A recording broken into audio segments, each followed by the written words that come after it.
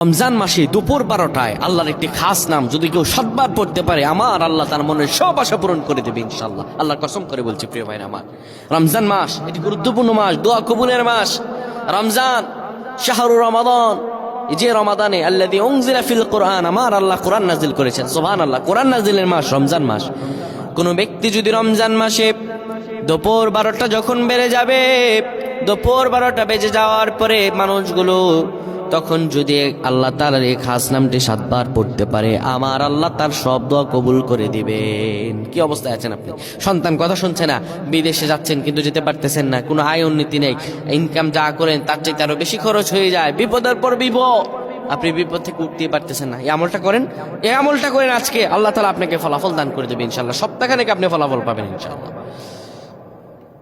যখন দুপুর 12টা বেজে যাবে, আপনি তখন কোনো মসজিদ কিংবা ঘরের একটি কোনায় বসে যাবেন, যায় নামাজ বিছিয়ে বসবেন।